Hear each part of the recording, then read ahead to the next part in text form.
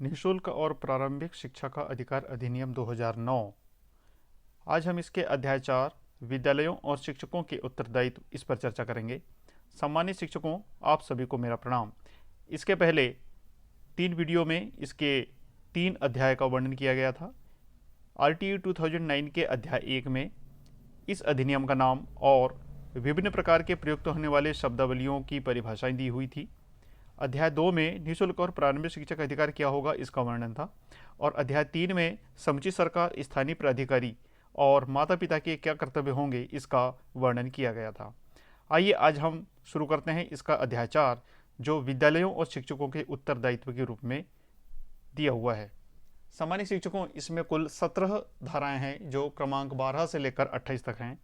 इसमें RTE अर्थात निःशुल्क और अनिवार्य प्रारंभिक शिक्षा के अधिकार अधिनियम को कार्यान्वित करने के हेतु जितनी आवश्यक उत्तरदायित्व हैं जो विशेषकर विद्यालय और शिक्षकों के हैं, ये जानना समस्त शिक्षकों को, स्कूल प्रबंधन को और अध्यापक भर्ती परीक्षा हेतु जो अभ्यर्थी होते हैं उनके लिए यह जानना अत्यंत आवश्यक है, क्योंकि ज़्यादातर प्रश्न इसी अध्याय से पूछे जाते हैं। आइए शुरू करते हैं इसका धारा 12।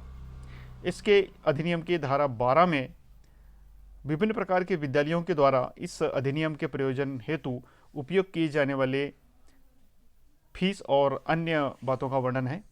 तो देखते हैं इसके उपधारा 1 में।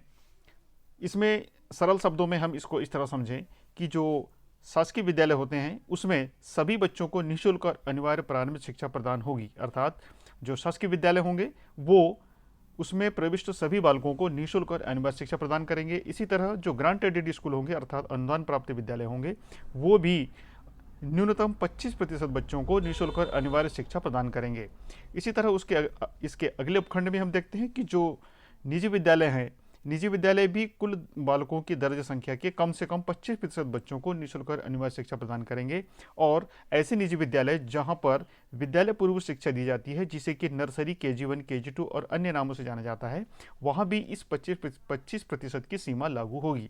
और इसी तरह इसकी उपधारा 2 में इस बात का वर्णन है कि निजी विद्यालयों के द्वारा जो प्रति बालक जिन बच्चों को 25% की सीमा के तहत निःशुल्क शिक्षा प्रदान की जाती है, उनके द्वारा प्रति बालक व्यय की जो प्रतिपूर्ति है वो शासन द्वारा अर्थात संबंधित सरकारों द्वारा की जाएगी। और इसी तरह इसके परंतु में एक बात और जोड़ी गई है कि यदि किसी निजी विद्यालय के द्वारा अन्य दूसरी तरह के जो शुल्क लिए जाते हैं, चाहे वो भूमि, भवन और अन्य दूसरे मद के रूप में वसूल किए जाता हो, तो इस तरह की प्रतिपूर्ति होती हेतु कोई भी विद्यालय इसके लिए हकदार नहीं होगा। अर्थात जो एक्स्ट्रा एक्सपेंडिचर होता है, जो प्राइवेट स्कूल का जो एक्स्ट्रा एक्सपेंडिचर होता है, उसके लिए ऐसे निजी विद्यालय हकदार नहीं होंगे। और इसकी उपधारा 3 में इस बात का वर्णन है कि कोई भी समुचित सरकार या स्थानीय प्राधिकारी यदि ऐसे निजी विद्यालयों से कोई जानकारी प्राप्त करना चाहता है तो ऐसे विद्यालयों को उस तरह की जानकारी समुचित सरकार को देनी होगी। तो इस तरह हमने इसकी धारा 12 में देखा कि शासकीय विद्यालय सभी बच्चों को निःशुल्क और अनिवार्य शिक्षा प्रदान करेंगे, अनुदान प्राप्त और निजी विद्यालय कम से कम 25% बच्चों को निःशुल्क और अनिवार्य शिक्षा प्रदान करेंगे। और इसकी उपधारा 2 में जिन बच्चों को निःशुल्क और अनिवार्य शिक्षा प्रदान की जाएगी उनका जो प्रति बालक व्यय होगा वो संबंधित सरकारों से इसकी प्रतिपूर्ति प्राप्त कर पाएंगे, किंतु जो अतिरिक्त खर्च किए जाते हैं निजी विद्यालयों के द्वारा वह खर्च निजी विद्यालयों को प्राप्त नहीं हो पाएगा। और जो भी जानकारी समुचित सरकारों के द्वारा निजी विद्यालयों से मांगी जाएगी वह जानकारी इन निजी विद्यालयों को देना होगा। तो इस तरह हुआ इसकी धारा 12। आइए आगे हम बात करते हैं इसकी धारा 13 की। आइए बात करते हैं धारा 13 की। इसमें कुल 2 उपधाराएं हैं और इसमें बालक को प्रवेश देते समय कैपिटेशन फीस की बात की गई है और इंटरव्यू प्रोसेस की बात की गई है। अर्थात कोई भी विद्यालय अथवा कोई विद्यालयन प्रभारी बालक को प्रवेश देते समय कोई भी प्रति व्यक्ति फीस अर्थात जिसे अन्य कई नामों से जाना जा सकता है जैसे कि कैपिटेशन फीस, इस तरह की वसूली नहीं करेगा और बालक अथवा उसके पेरेंट को इंटरव्यू के आधार पर प्रवेश नहीं देगा।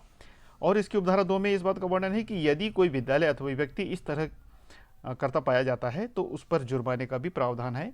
यदि कोई विद्यालय प्रति व्यक्ति फीस संग्रहित करता है तो उसे प्रति व्यक्ति फीस के कम से कम 10 गुना तक उस पर जुर्माना किया जाएगा। और यदि बालक अथवा उसके पेरेंट को यदि अनुवीक्षण प्रक्रिया अर्थात इंटरव्यू के आधार पर प्रवेश देता है तो उसे प्रथम बार उल्लंघन के लिए 25,000 रुपये और प्रत्येक बार जब भी वो इस तरह का प्रक्रिया लागू करता है तब 50,000 रुपये तक का दंड उस पर आरोपित किया जाएगा। तो इस तरह इसकी धारा 13 में किसी भी बालक को प्रारंभिक शिक्षा के प्रवेश हेतु ना ही उसे कोई कंपटीशन फीस ली जाएगी और ना ही कोई इंटरव्यू के आधार पर प्रवेश दिया जाएगा, और यदि कोई विद्यालय ऐसा पाया जाता है तो उस पर जुर्माने का भी प्रावधान है। तो इस तरह ये हुई इसकी धारा 13।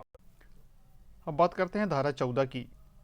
प्राथमिक शिक्षा में प्रवेश देते समय निर्धारित जो प्रमाण पत्र होंगे वह बालक के जन्म मृत्यु रजिस्ट्रेशन अधिनियम के आधार पर जो जन्म प्रमाण पत्र तैयार किए जाते हैं अथवा इस तरह के कोई अन्य दस्तावेज जो शासन निर्धारित करता है उस आधार पर बालक को प्राथमिक शिक्षा में प्रवेश दिया जा सकता है। किंतु इसकी उपधारा 2 में भी स्पष्ट किया गया है कि यदि किसी बालक के पास अपनी उम्र से संबंधित कोई दस्तावेज नहीं होगा तो भी उसे प्रवेश से इनकार नहीं किया जा सकता। अर्थात धारा 14 में बालक को प्रवेश देने हेतु जो आवश्यक दस्तावेज हो सकते हैं उनका वर्णन है, और यदि किसी बालक के पास कोई दस्तावेज नहीं होता है तो भी उसे प्रवेश दिया ही जाएगा।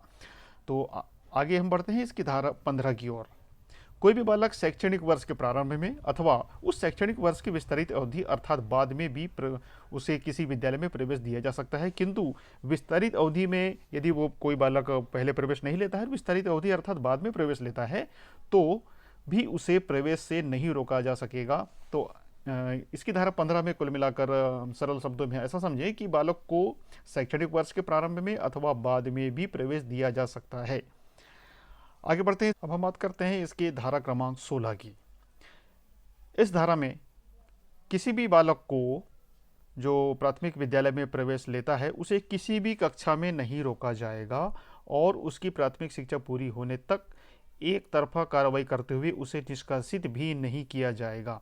तो इस धारा में जैसे कि हम जानते हैं कि आरटी 2009 लागू होने के बाद में प्रत्येक बालक को प्रारंभिक शिक्षा अर्थात कक्षा 8 तक की शिक्षा पूर्ण करने का अधिकार मिला हुआ है, और जो पुरानी परंपरागत परीक्षा पद्धति हुआ करती थी उसमें जो बच्चों को फेल करके उसी कक्षा में रोक दिया जाता था, तो इस तरह की प्रोसेस नहीं की जाएगी। अर्थात प्रत्येक वर्ष बच्चे को आगे बढ़ाया जाएगा और उसे निर्धारित उसकी न्यूनतम योग्यता पूरी करते हुए विशेष प्रशिक्षण देते हुए उसे उसकी प्राथमिक शिक्षा पूरी की जाएगी।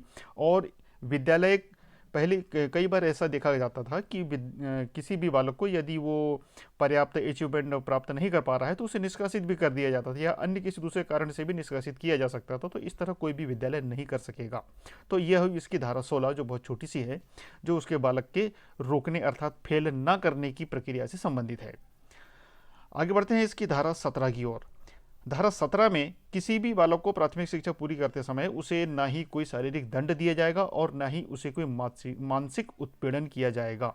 और इसकी उपधारा 2 में इस बात का भी वर्णन है कि यदि कोई विद्यालय इसका उल्लंघन करता है, इस उपधारा का उल्लंघन करता है, तो उस व्यक्ति के खिलाफ अनुशासनात्मक कार्रवाई की जा सकती है। अर्थात धारा 17 जो है ये बच्चों को शारीरिक दंड और मानसिक उत्पीड़न ना देने से संबंधित है, और साथ ही यदि कोई ऐसा करता पाया जाता है तो उस पर जुर्माने अथवा अनुशासनात्मक कार्रवाई का भी इसमें वर्णन किया गया है। तो ये हुई इसकी धारा 17। आगे बढ़ते हैं। सामान्य शिक्षकों, इसके बाद की जो 3 धाराएं हैं 18, 19 और 20, ये निजी विद्यालयों के मान्यता से संबंधित है। अतएव जो भी व्यक्ति निजी विद्यालय से जुड़ा हुआ है अथवा स्कूल प्रबंधन के से जुड़ा हुआ है तो उन्हें इन 3 धाराओं की जानकारी होना अत्यंत आवश्यक है। आइए देखते हैं इसकी धारा क्रमांक 18 में क्या है। इसकी धारा क्रमांक 18 में इस बात का उल्लेख है कि यदि कोई विद्यालय इस अधिनियम के लागू होने के बाद अर्थात 1 अप्रैल 2010 के बाद यदि कोई विद्यालय संचालित करता है तो वह बगैर मान्यता प्रमाण पत्र के संचालित नहीं कर सकता। और इसी तरह जो मान्यता प्रमाण पत्र है, जो निविहित प्राधिकारी होंगे, जो अधिकारी होंगे जिन्हें इस तरह मान्यता प्रमाण पत्र देने की शक्ति दी हुई है, वह मान्यता प्रमाण पत्र निश्चित रीतियों से जारी करेंगे। और तब तक मान्यता प्रमाण पत्र जारी नहीं किया जाएगा जब तक कि इसके आगे जो धारा 19 है उसमें दिए गए विनिर्दिष्ट जो मान और मानक है उनको पूरा नहीं करेगा।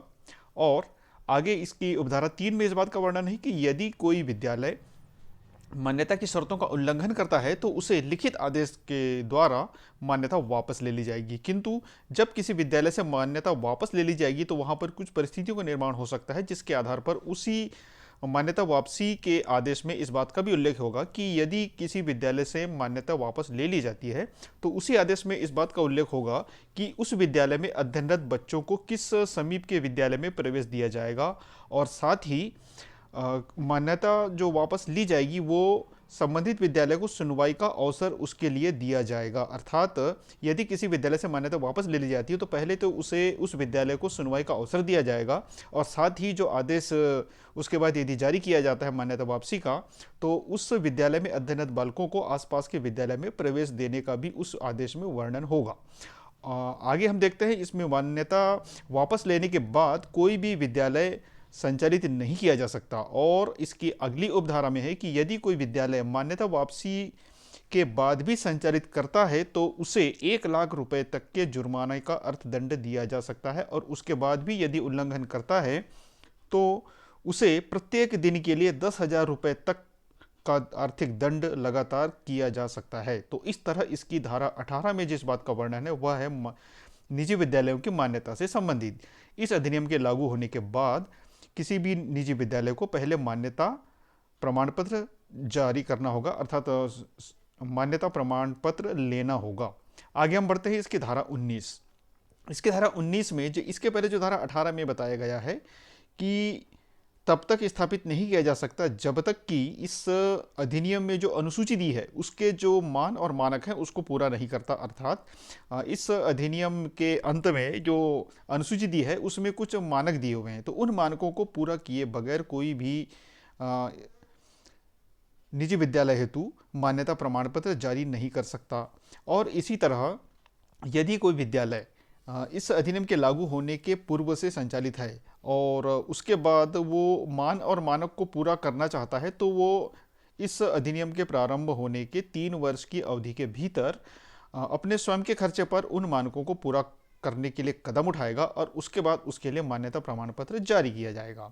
इसी तरह हम इसके आगे और देखते हैं कि यदि कोई विद्यालय निर्धारित अवधि के भीतर जो 3 वर्ष का जो समय दिया गया है उसके भीतर भी यदि मान्यता प्रमाण पत्र नहीं प्राप्त कर पाता है, अर्थात मान्यता नहीं ले पाता है, तो उसे विशिष्ट तरीके से जो ऊपर बताया गया है धारा 18 में उस उपधारा के तहत उनकी मान्यता वापस ले ली जाएगी। और उसके बावजूद भी यदि कोई विद्यालय संचालित करता है तो उसे भी जुर्माने का प्रावधान किया गया है जो 1 लाख रुपए तक हो सकता है, और उसके बावजूद भी यदि वह विद्यालय उल्लंघन करता है तो प्रत्येक दिन के लिए 10,000 रुपए तक के जुर्माना जो प्रतिदिन लगाया जाएगा, इस तरह का अर्थदंड किया जा सकता है। तो इस तरह हमने देखा इसकी धारा 18, 19। आगे हम बढ़ते हैं इसकी धारा 20 की ओर। धारा 20 में अनुसूची का उसमें किसी मान या मानक को जोड़कर या उससे उसका लोप करके संशोधन कर सके, अर्थात केंद्रीय सरकार इसको सरल शब्दों में हम ऐसा समझें कि जो भी मान और मानक है उसमें यदि कोई चीज़ जोड़ना है अथवा किसी में संशोधन करना है या विलोप करना है तो यह पूरी शक्ति केंद्र सरकार के पास होगी, और जो नोटिफिकेशन के द्वारा इस तरह का संशोधन कर सकती है। तो सामान्य शिक्षकों हमने यहाँ पर देखा 18, 19 और 20 जो है ये निजी विद्यालय की मान्यता से संबंधित है। आगे की जो 2 धाराएं हैं, धारा क्रमांक 21 और 22, ये शाला प्रबंध समिति अर्थात स्कूल मैनेजमेंट कमेटी एसएमसी से संबंधित है। इसकी धारा क्रमांक 21 में हम देखते हैं कि जो निजी विद्यालयों को छोड़कर जो शेष विद्यालय होते हैं अर्थात शासकीय विद्यालय और अनुदान प्राप्त विद्यालय, उसमें उस विद्यालय में अध्ययनरत बालकों के पेरेंट्स और शिक्षक इनसे मिलकर एक विद्यालय प्रबंध समिति का गठन किया जाएगा। और इस विद्यालय प्रबंध समिति में जो सदस्य होंगे वो कुछ इस तरह के होंगे। कम से कम 3/4 पेरेंट्स होंगे, और अलाभित समूह और दुर्बल वर्ग के बालकों के पेरेंट्स, अलाभित समूह और दुर्बल वर्ग के बालकों के पेरेंट्स को भी इसमें प्रतिनिधित्व दिया जाएगा। और आगे और इसके परंतु में एक बात और लिखी हुई है कि इसमें कम से कम 50% महिलाएं होंगी। तो इस तरह ये एसएमसी का गठन होगा, अर्थात शाला प्रबंध समिति का गठन होगा। इसमें पुनः हम एक बात देख लेते हैं, 3/4 सदस्य पेरेंट्स होंगे, अलाभित समूह और दुर्बल वर्ग के बालकों को भी समान रूप से प्रतिनिधित्व भी दिया जाएगा, और इन सारे सदस्यों में 50% महिलाएं होंगी जो पेरेंट्स अथवा शिक्षक के रूप में हो सकते हैं। आगे हम देखते हैं कि एसएमसी के कार्य क्या होंगे। इसकी उपधारा 2 में एसएमसी के कार्य का वर्णन है। विद्यालय का जो कार्य होगा उसको मॉनिटर करेगा और शाला विकास योजना तैयार करेगा, और साथ ही जो स्थानीय प्राधिकारी या अन्य स्रोत से जो अनुदान प्राप्त होते हैं उसको किस तरह उपयोग किया जाए इसको मॉनिटर करेगा, और साथ ही अन्य कार्य जो समय समय पर जारी किए जाते हैं उनका भी पालन करेगा। तो इस तरह इसकी धारा क्रमांक 21 में एसएमसी का वर्णन है, उसका गठन किस तरह किया जाएगा और एसएमसी कौन से कार्य करेगी। आगे बढ़ते हैं इसकी धारा क्रमांक 22। धारा क्रमांक 22 में इसके पहले जो धारा 21 में जो एसएमसी के गठन की जो बात की गई है, उस एसएमसी के द्वारा एक शाला विकास योजना अर्थात विद्यालय विकास योजना तैयार की जाएगी, और यह जो विद्यालय विकास योजना होगी यह समय समय पर जो योजनाएं और जो अनुदान प्राप्त होते हैं उनके द्वारा किस तरह शाला को विकसित किया जा सकता है उसके बारे में चर्चा करेगी और इस योजना को कार्यान्वयन सुनिश्चित करेगी। तो इस तरह हमने देखा इसकी धारा क्रमांक 21 और 22 जो है ये शाला की एसएमसी से संबंधित है। आगे की जो दो धाराएं हैं, धारा क्रमांक 23 और 24, ये शिक्षकों की नियुक्ति और उनके कर्तव्य से संबंधित है। तो कोई भी व्यक्ति यदि शिक्षक बनना चाहता है तो उन्हें इन दो धाराओं की जानकारी होना अत्यंत आवश्यक है। तो आइए देखते हैं इसकी धारा क्रमांक 23।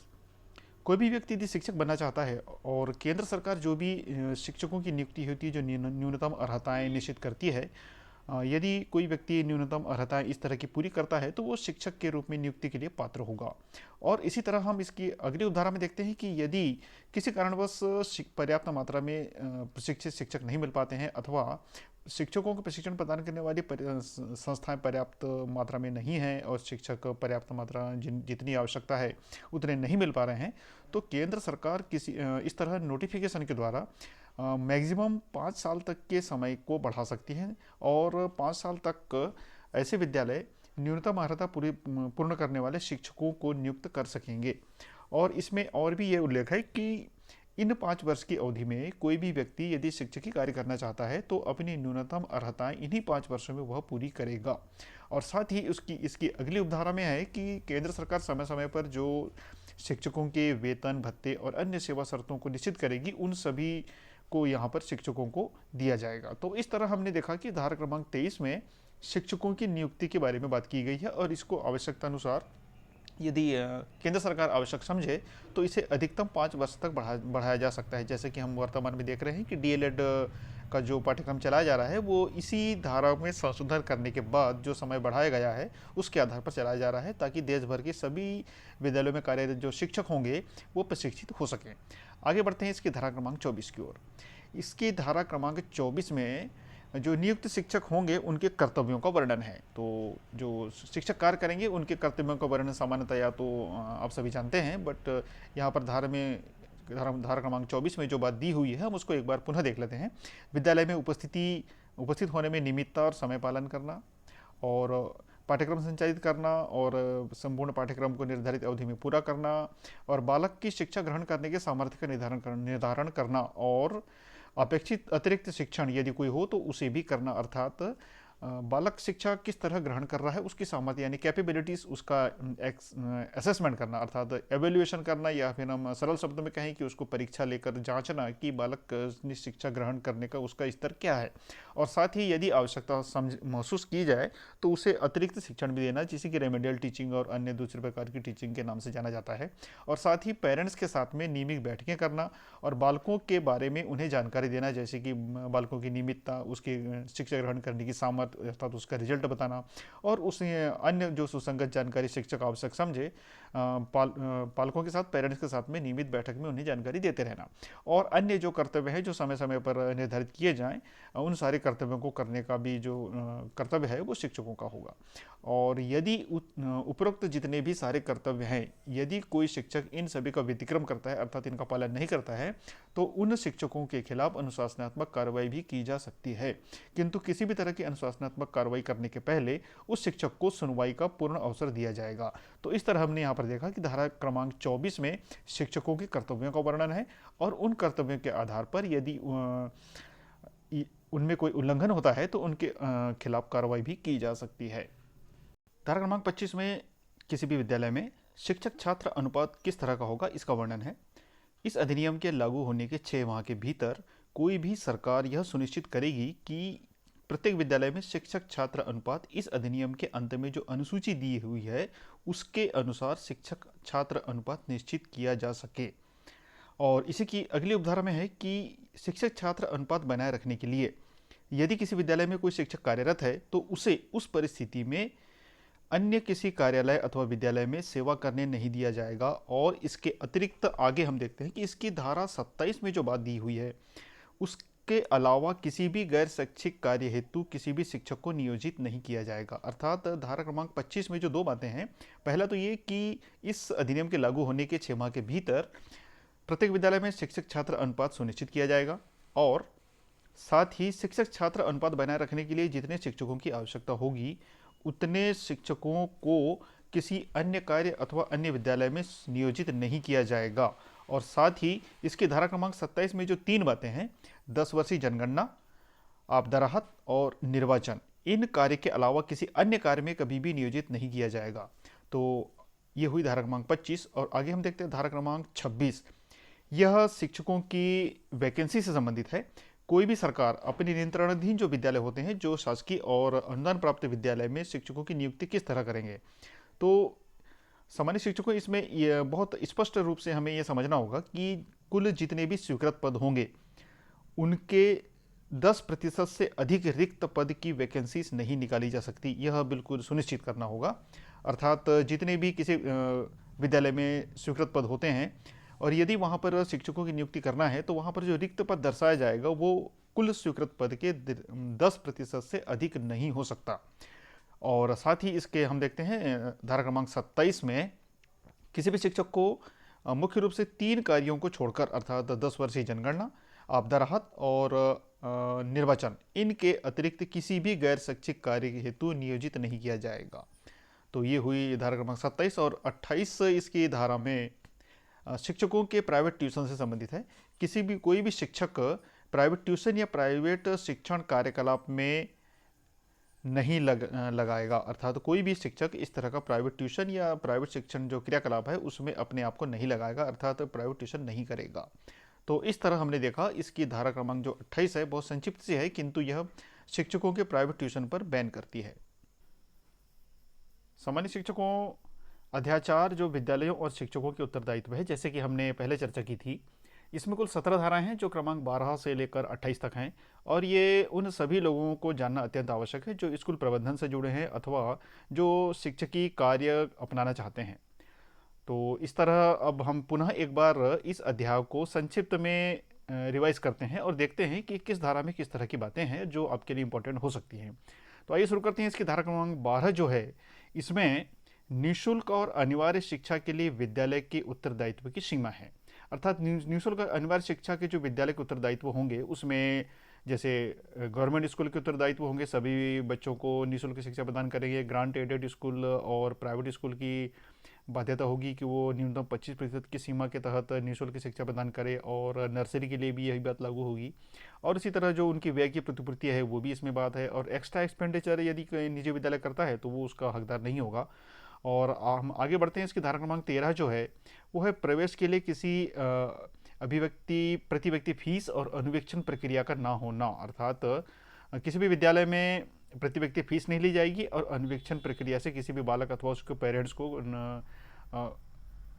उसके अधीन नहीं रखा जाएगा। और यदि उल्लंघन होता है तो इसमें दंड का भी प्रावधान है। आगे बढ़ते हैं। इसकी धारा क्रमांक 14 में इसकी धारा क्रमांक 14 में प्रवेश के लिए आयु के सबूत की बात कही गई है। इसमें जन्म प्रमाण पत्र और अन्य जो विधिक डॉक्यूमेंट्स होते हैं, जो दस्तावेज होते हैं, उनकी बात की गई है। और यदि दस्तावेज नहीं होते हैं तो भी उन बच्चों को प्रवेश दिया जाएगा। आगे बढ़ते हैं। धारा क्रमांक 15 जो है यह है प्रवेश से इनकार न किया जाना है। किसी भी परिस्थिति में, चाहे वो शैक्षणिक वर्ष के प्रारंभ में हो अथवा बीच में हो, बालक को प्रवेश से कोई भी विद्यालय इनकार नहीं कर सकता।